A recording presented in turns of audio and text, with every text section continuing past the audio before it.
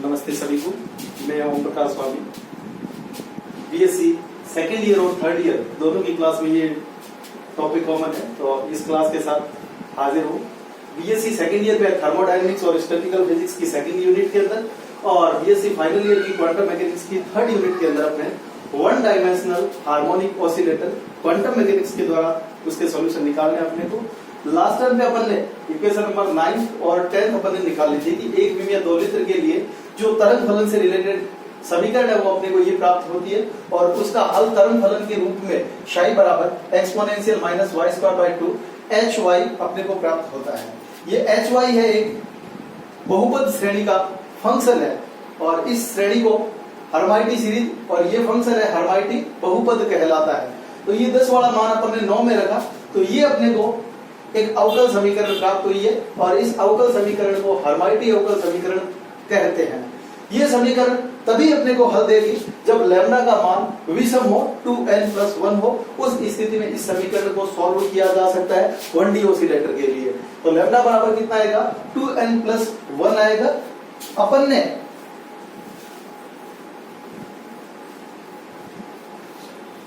इस इक्वेशन को लेते हुए ऊर्जा आइगन मान अपने को निकालने हैं।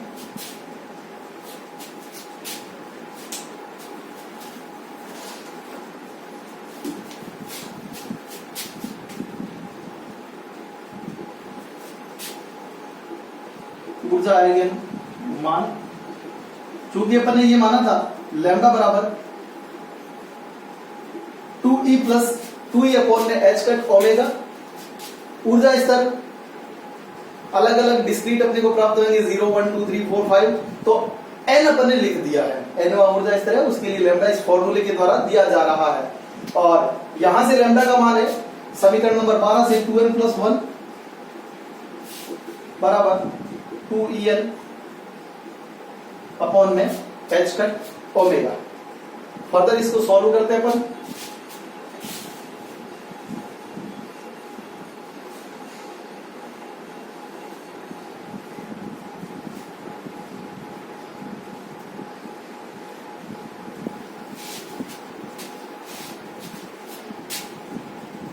n का जो मान है वो आ जाएगा h ओमेगा अपॉन 2 और साथ में 2n+1 हो जाएगा।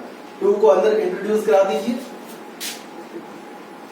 en बराबर हो जाएगा अपने पास में h ओमेगा n+1/2।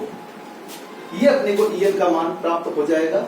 इस समीकरण से बिल्कुल क्लियर है n पूर्णांक है, 0, 1, 2, 3, 4 कुछ भी रख दीजिए, En का मान किसी भी स्थिति में किसी भी सूरत हाल में 0 प्राप्त नहीं होगा।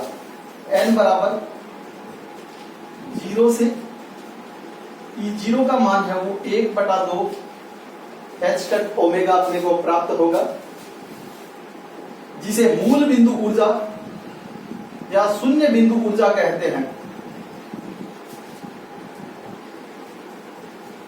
कई कॉम्पिटिटिव एग्जाम में भी ये प्रश्न आता है कि आवर्ती 2 लिटर के लिए क्वांटम यांत्रिकी के अनुसार न्यूनतम ऊर्जा कितनी होती है? 0, h omega, half h omega, 1/4 h omega.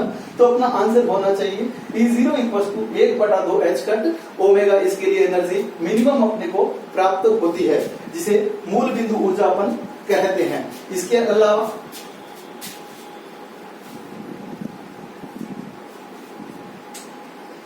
E1 बराबर हो जाएगा अपने पास में 1 रखेंगे 3/2 h ओमेगा। E0 के रेस्पेक्ट में ये 3 गुना है। E2 है वो हो जाएगा 5/2 h ओमेगा। E3 है वो हो जाएगा 7/2 h ओमेगा। इससे एक चीज क्लियर है कि ऊर्जा स्तर पहली बात तो डिस्क्रीट है, क्योंकि इसके बाद नेक्स्ट जो वैल्यू है वो ये प्राप्त होगी।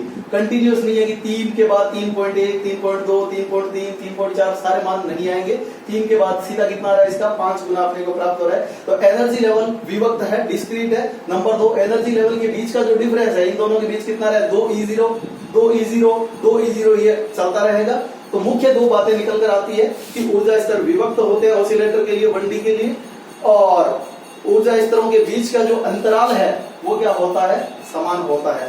एनर्जी लेवल्स आर डिस्क्रीट, विभक्त and energy levels are equidistance, दोनों के बीच दूरी है वो समान रहेगी, समदूरस्थ होते हैं। तो यहां से एनर्जी की वैल्यू इस फॉर्मूले के द्वारा या इक्वेशन नंबर 13 के द्वारा दी जाएगी, ये अपने को ध्यान में रखनी है।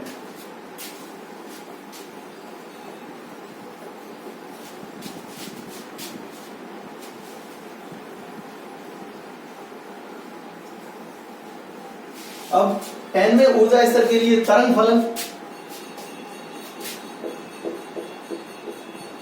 की बात अपन करें, शायद n बराबर ये हो जाएगा n n e की power minus y square by 2 और h y, ये तरंग फलन अपने को प्राप्त होगा। इसको सॉल्व करना है, शायद n का मान निकालना है। n जो है ये प्रसमानीकृत नियतांक है, इसका मान प्रसमानीकृत शर्त के द्वारा ही हल किया जाएगा। या इसको लिख दूं मैं, शायद n बराबर n e की power minus alpha square x square by 2 h alpha x, और n नॉर्मलाइजेशन कांस्टेंट है, प्रसमानीकृत नियतांक है, और इसका मान प्रसमानीकृत शर्त से निकाला जाएगा, जो कि ये है साई n का स्टार साई n 1d है तो dx इक्वल टू 1 अपने को लेना है।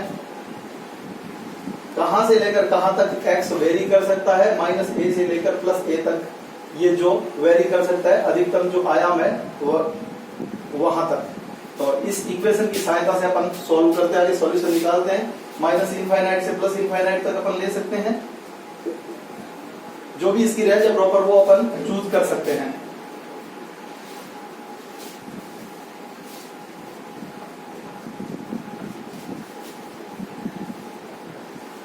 इसको आगे अपन सॉल्व करते हैं और इसका सॉल्यूशन अपन निकालते हैं।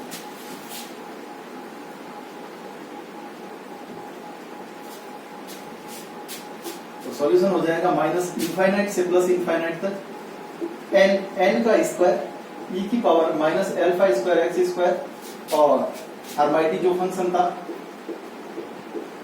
dx बराबर 1, ये है।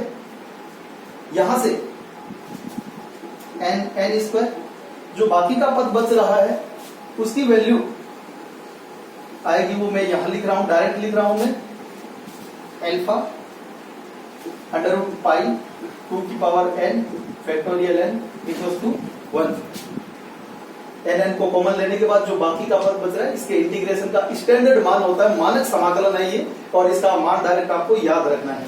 तो यहां से n का मान है वो हो जाएगा अंडर रूट में अल्फा अपॉन रूट पाई 2 की पावर n फैक्टोरियल n हो जाएगा, और तरंग फलन शायद n है वो हो जाएगा अल्फा अपॉन में under root pi factorial n 2 की power n whole power 1/2 e की power minus alpha square x square, Hermite of alpha x। ये n में ऊर्जा स्तर में तरंग फलन का समीकरण है वन डायमेंशनल हार्मोनिक ऑसिलेटर के लिए। कॉम्पिटिटिव एग्जाम में इसका फॉर्म पूछा जाता है तो e की power minus alpha square x square होगा। साथ में नॉर्मलाइजेशन कांस्टेंट की वैल्यू पूछे तो आपको ये डायरेक्टली याद रखनी है। आज की क्लास में इतना ही पढ़ेंगे। Thank you.